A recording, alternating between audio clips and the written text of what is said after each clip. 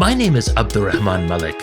I'm canvassing the world for the most interesting people to hear about their journeys, their work, and what it means to be alive in the world today.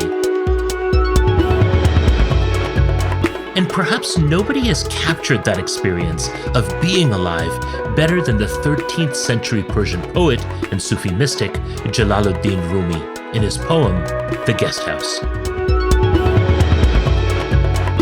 This being human is a guest house. Every morning a new arrival. A joy, a depression, a meanness. Some momentary awareness comes as an unexpected visitor. Welcome and entertain them all. So welcome to This Being Human, a podcast inspired by Rumi's words and motivated by all those who carry that message forward in the world today.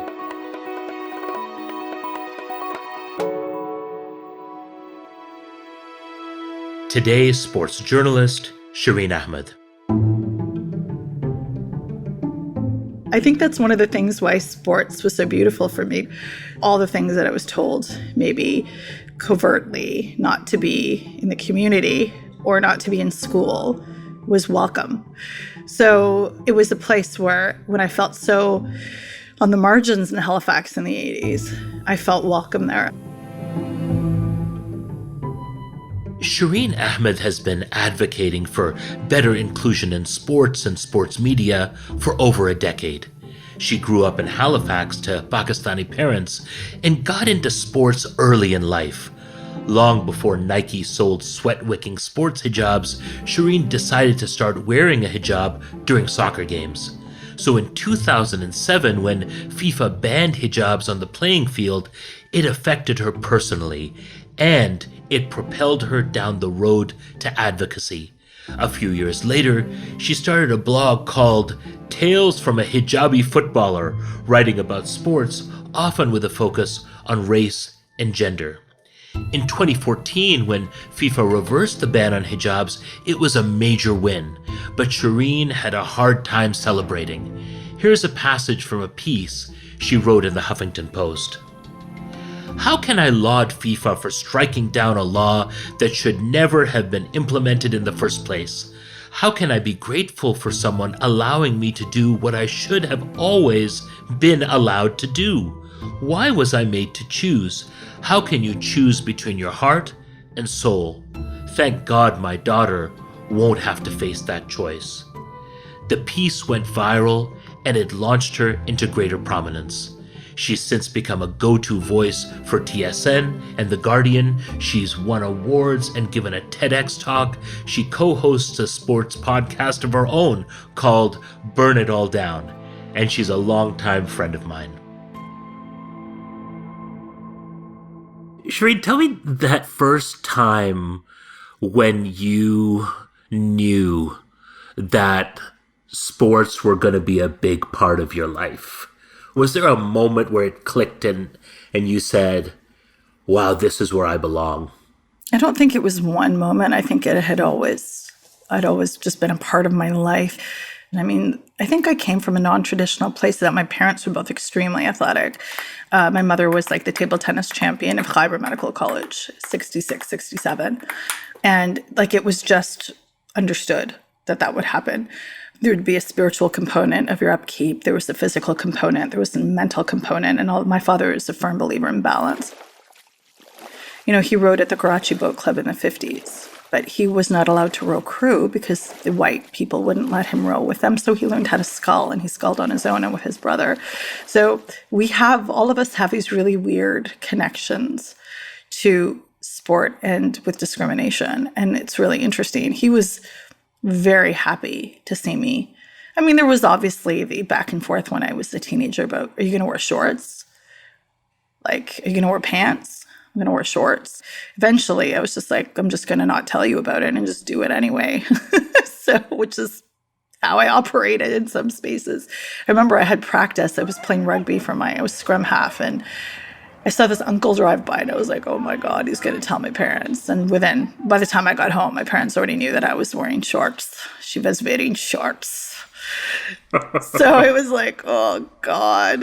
And then I was like, my defense was I had a long sleeve shirt on. So like, is that okay? And then I had socks up to my knees. So like uncle would have really had to stare to see, but anyways, bless that uncle. And, when I got to a point of just wearing hijab on my own, I think my family was a little flummoxed. They didn't know what to do.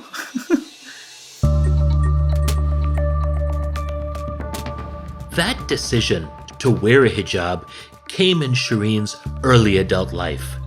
It was 1997. She was enrolled at the University of Toronto, where she'd been playing varsity soccer. She left town to attend a conference of the Islamic Society of North America, and on the way back, she made the decision. From now on, she would wear a hijab.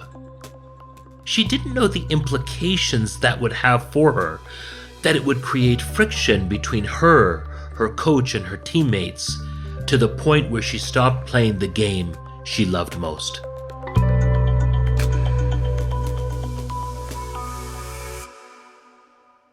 It was just a very quick thing for me. It was just a very specific moment. I remember driving back from Chicago to Toronto, being on the highway and thinking, at what point do I take this off? At what point do I unravel? And unravel spiritually, unravel personally, not just the physical scarf. So I kept it on. So the timing was very bizarre. I was co-chair of Frosh Week, so attended all the Frosh Week events, wearing hijab for the first time, which was hilarious and true to form. But soccer was one of the things that I didn't realize I would have had to give up. There was no rule saying that I couldn't wear hijab, but there was nothing saying that I could wear it. And football in particular is quite a stickler in terms of legality and semantics. So there was nothing to say that you couldn't, but it would be up to the discretion of the official. And fast forward to 2007, Asmahan Mansour, who was a young woman from Ontario playing at a tournament in Quebec, she wasn't allowed to play with it on, and it elevated and it escalated all the way to Canada Soccer, which to this day continues to be useless on many things, including gender and intersections of culture and religion. But they just said, we don't know what to do with this. They gave it to FIFA. FIFA very quickly said no, because that's their visceral reaction when you have a room full of men who are all too happy to opine on women's clothing. Just were like, no, danger. It's dangerous. I spent 10 years almost looking for any iota of information from different football associations around the world by emailing them. And in 2 cases, I actually wrote letters. And there's not one case or incident at which a football association had been reported a hijab hurting a player or an opponent. There was definitely issues in cases of jewelry, ponytails, and elastics hitting people. And there was nothing about hijab. So it really wasn't about injury. It wasn't about harm. It was about controlling what women wear. And it was a deliberate exclusion.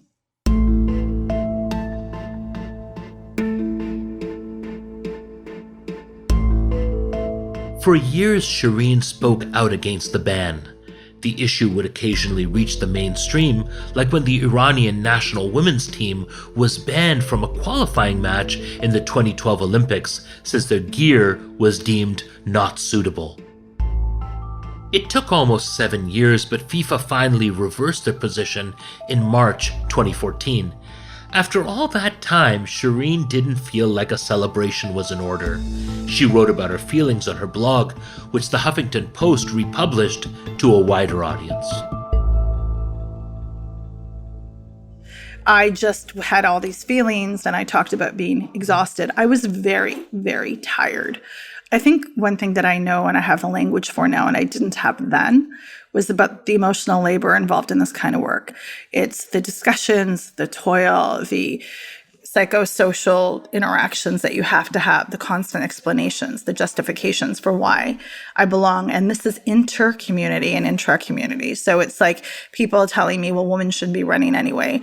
People telling me, well, Muslim women should, only play under these conditions or should only be with female officials or in a segregated space. I don't have time to get into those details. What I know is that let's start with basic inclusion. Let's just start there, because that was even not allowed, and any sanctioned league was considered impermissible by FIFA standards. I was very tired, and I just felt that this was something that didn't have to happen. And for FIFA and Jerome Valcke at the time, who was Secretary General, just to turn around and make an announcement that, okay, we're good to go, made me feel like it was so reductive. Okay, let's keep moving forward. But what about the healing that comes from that time of being ripped away from something I loved? And I mean, I never really thought about it until it was done. And then I could sit back, exhale, and I think I cried my eyes out, and they weren't necessarily tears of joy. It was very emotional for me that, like, just to be validated in this way. And why did I have to rely on this group of men in Switzerland to validate who I am? Playing soccer was very much and has been part of my identity. And then to have to say, well, I want to believe in this. I believe in this hijab. I want it for me. But then have to choose. Like, that's just not a decision anyone should ever have to make. My mentor, Dave Zirin, had reached out to me after seeing the piece go viral. And he says, you will be on my show and we will talk about this. Because it's something that might have been reported, but no one had ever thought in the sports community to look to Muslim women to speak for themselves. I mean, it just was unfathomable at that point. I'm very happy to say that now that's not the case. But 5 years ago, it was very different. 6 years ago now, it was very, very different. And the landscape has changed. I get emails regularly from young Muslim women who are aspiring journalists and sports journalists who are like, we can't believe that we see you talking, because we just didn't think it was possible. And I didn't think of it as people like, are you doing your dream career? And sadly, no, because I didn't even think this was a possibility. For Shireen, the FIFA ban was just one battle. There were many others left to fight. Other sports still didn't allow hijabs. And there were other issues around inequality that Shireen was now writing about. So she kept going, fighting for more inclusive policies in sports across the board. I was going to go after FIVB, volleyball. I was going to go after AIBA, boxing. I'm going to go after all of them, Abders, you know that. And I'm going to hit it where it needs to. My specialist and my research has been on Muslim women in sport. Absolutely. But that translates into being able to comment on other things like gender and race and the intersections, which is desperately needed. Because, you know, according to the Women's Media Center in New York, who do grades, they grade the media industry in North America predominantly. And 90% of my industry is white, able-bodied, cishet men. So that's who's talking about these issues. And I'm finally like, nope, I'm going to talk to myself. And then very often, those stories will be peppered with comments like, oh, these voiceless women. I will object to this idea of voiceless. And there's this quote that has stuck with me and will always stay with me. And there is no such thing as the voiceless. There are only the deliberately silenced or the proverbially unheard. And that's Arundhati Roy. And she was speaking specifically about this idea of agency and who we speak for. I don't need to speak for anybody. I'm privileged that people trust me with their stories and I can report fairly on what's happening. And I can opine if I'm asked to or comment. And I do presentations about the history of Muslim women in sport, do my own research about it. And, you know, leading back into the beginning of the 20th century. And people don't know this. It's like a part of history that's been erased. So I'm just here to be like, here it is.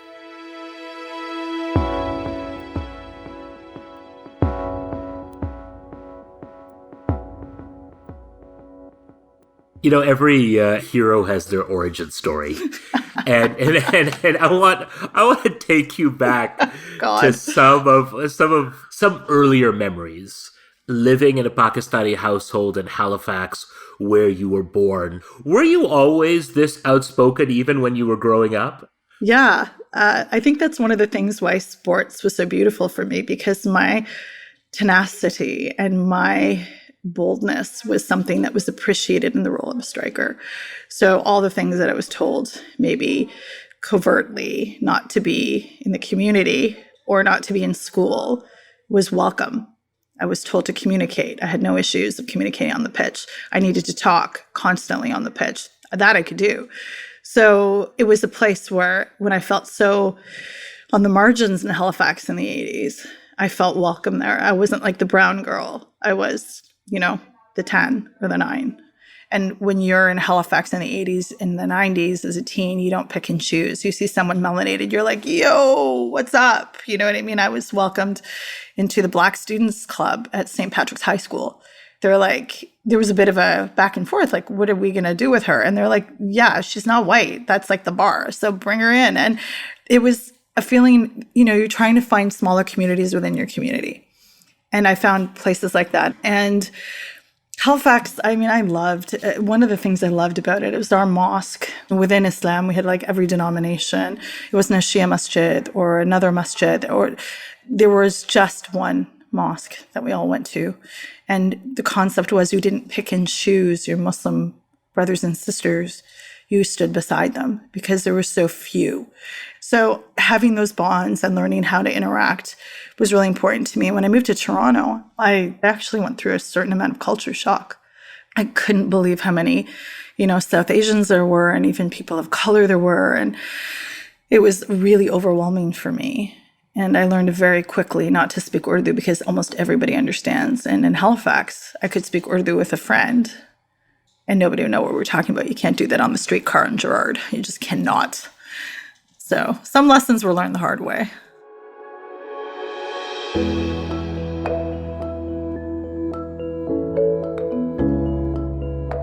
I have a small favor to ask you.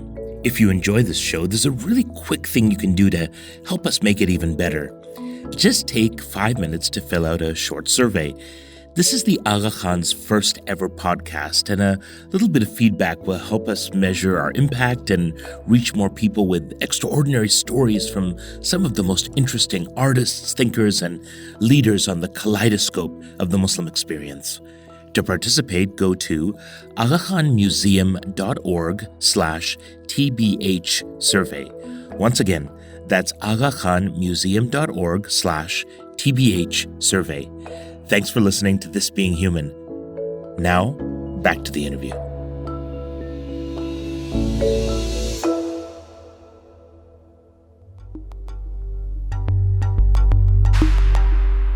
I met Shireen in university. We were both part of the Muslim Students Association at the University of Toronto. Amongst our friends, love was certainly in the air and summers were packed with weddings.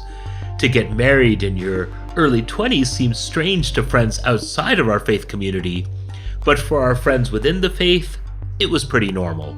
Shireen was one of those people who married early.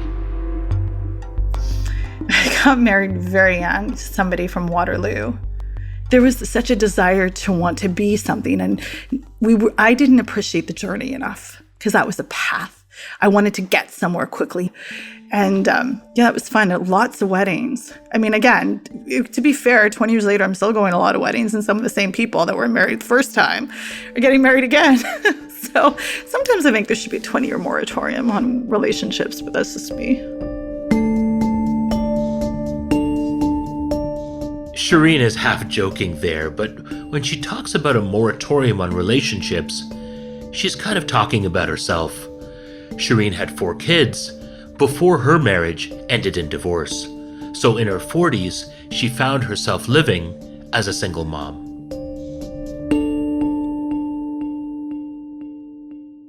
Talk us through the experience of transitioning from a married life, coming right out of and right in the middle of university, to now being in your 40s, being the person you are, and being a single parent.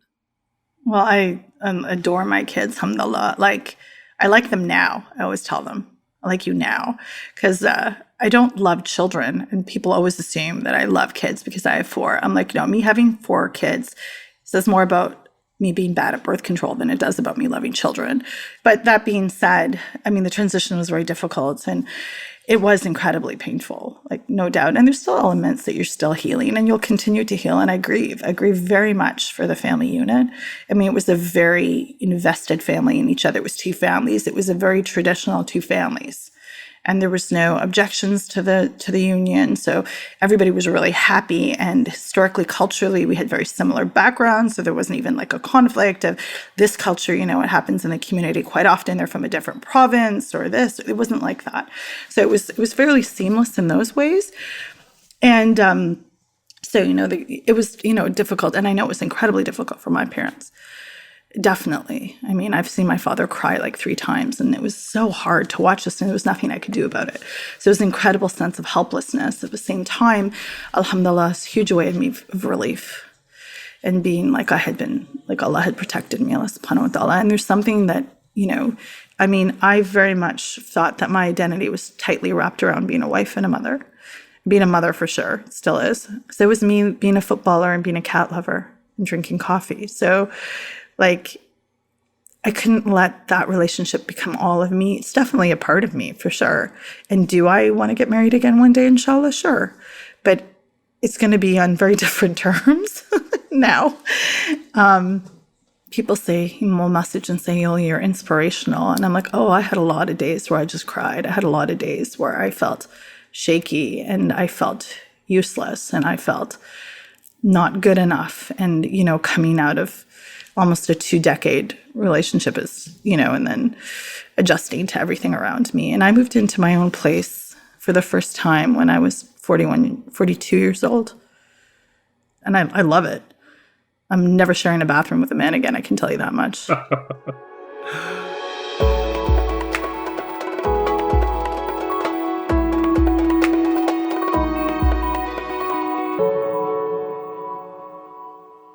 You are constantly finding ways of making sure your voice and the voice of other women who are engaged in the issues that you care about are heard. And I know these days you're regularly called to speak on Canada's sports network, TSN. And I want to ask you, what's it like entering the lion's den of broadcast sports media, which feels so pale and so male? It is, like, I tell people, I call it the mayonnaise factory, generally, Canadian media. And I'm like, Sriracha in the mayonnaise factory. Like, this is literally how it is. I am so grateful to TSN for calling me and being open to having somebody like me come there, because this, I wouldn't have thought possible. Like, I'm sat beside people that I grew up watching. So it's kind of wild. It's surreal in a way. And they're very open to the conversations, and it's a lot of work. And I think people across the board are beginning to understand what they need to do. And I've always felt that change won't happen unless people in the upper echelons are affected. And now they're starting to be open and understand. And it's a long road. Like, it is, you know, I have to remind myself that change comes incrementally. And this is not a sprint, it's a marathon. When we talk about community, and one community that has been helped me stay afloat is my community in the sports media world, the community that I helped create, the community that I'm happy to invite others into. It's, you know, queer community, trans community, disabled community, Indigenous writers, Black sports lovers, everybody, Muslim, like across the board. You can't imagine those that have felt that sports media has deliberately excluded them. There's a lot of us. And I just had a really fun Twitter conversation, a DM with a friend. Adrian Chung is a CBC journalist, and he and I were going at it. He's a Man U supporter. It's not his fault. I can pray for him.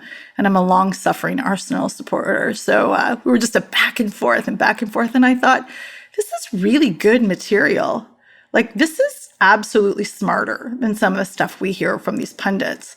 Shireen, when I think about the history of sport over the last 75, 100 years, I think about who are the iconic personalities that we go to. And they're people of color. They're Black athletes who stood up at the Olympics, who put the knee down on the football field, who refused to stand for national anthems because, you know, there was injustice around them. And now we are in this moment where the global anti-racist movement, I wouldn't say has emerged, but has caught fire again and has caught allies again. And we're also in a pandemic. And we're in this kind of unique moment where the world feels terribly fractured. What part are you playing in this movement for inclusion, equality, and above all, justice? I have my eye on a bigger prize. I have my eye on actually dismantling systems of oppression within sports. Like, I know it sounds like a lot, but it doesn't have to be. And I think we're so accustomed to being made to feel like we have to fight for scraps instead of sitting back and looking at us who is actually oppressing us and saying, no, this isn't okay. We don't need to fight over one seat at the table. I'm interested in building a whole new dining room at this point. Like, I'm not going to accept that there's no room. If there's enough for like 15 commentators on the Toronto Maple Leafs, there's enough space for us to talk about this. And, like, I will forever be advocating. And someone said to me, what's your professional goal? My professional goal is to become irrelevant. I want there to be so many Muslim women to choose from, but that my name drops to like number 187 on who to call, not to be number one. That's what I want. And, another professional goal is to be an overpaid columnist at the Globe and Mail eventually, inshallah, at one point in my life. Just overpaid ridiculously and be so mediocre, because that's actually what happens.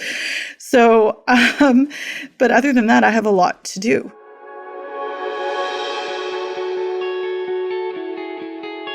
Shireen Ahmed, what does this being human mean to you? This being human, for me, means to work hard, to work with others in your community, and keep creating community. Don't limit it. This being human means to be able to expand what love is, not to put yourself in harm's way, but to think beyond boxes. Think like there is no box, and do what you need to. And for me, that evokes such a strong sense of love, spirituality, and such a strong sense of community. That's, for me, what the essence of being human is.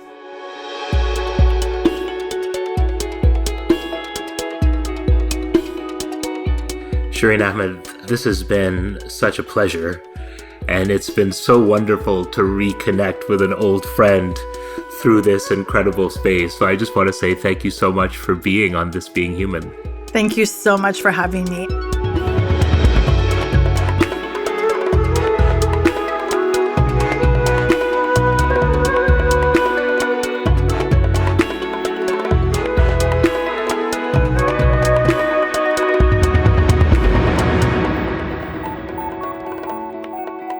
This Being Human is an Antica production. Our senior producer is Kevin Sexton. This episode was produced by Ebian Abdigir. Our supervising producer is Pasent Matar. Mixing and sound design by Phil Wilson. Original music by Boombox Sound. The executive producers are Kathleen Goldhar and Lisa Gabriel, and Stuart Cox is the president of Antica Productions. This Being Human is generously supported by the Aga Khan Museum, one of the world's leading institutions that explores the artistic, intellectual, and scientific heritage of Islamic civilizations around the world. For more information about the museum, go to www.agakhanmuseum.org.